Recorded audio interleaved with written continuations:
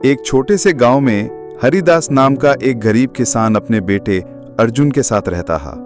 उसके पास जमीन कम थी, लेकिन इरादे मजबूत। अर्जुन बचपन से ही खेत में अपने पापा के साथ काम करता था।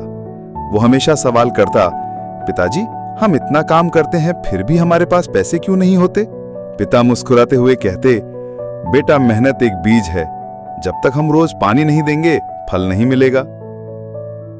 एक साल सूखा पड़ गया, फसल खराब हो गई, घर में खाने तक की तंगी हो गई। पिता ने कुछ खेत गिरवी रख दिए, लेकिन बेटे का हौसला टूटा नहीं। अर्जुन ने इंटरनेट पर जैविक खेती के बारे में पढ़ा और पिता से कहा, पिताजी, अब हमें जरा अलग सोचना होगा। जैविक खेती से हम कम जमीन में भी ज्यादा कमा सकते हैं। पिता ने बेटे पर भरोसा किया। वे दोनों मिलकर काम में लग गए। गोबर की खाद, पत्तियों से दवा, कम पानी में खेती। 6 महीने बाद उनकी फसल तैयार हुई। गांव में जैविक सब्जियों की मांग बढ़ गई। उन्होंने पास के शहर में भी माल भेजना शुरू कर दिया। अब अर्जुन गांव के दूसरे युवाओं को भी सिखाता है कि कैसे कम जमीन में ज्यादा आमदनी ली जा सकती है। हरिदास गर्व से देखता है, मेरा बेटा अब सिर्फ किसान नहीं, गांव का नेता है।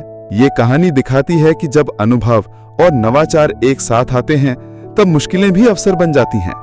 एक किसान का बेटा जब मेहनत और समझदारी से काम करता है तो वो सिर्फ खेत नहीं, पूरे गांव की किस्मत बदल देता है।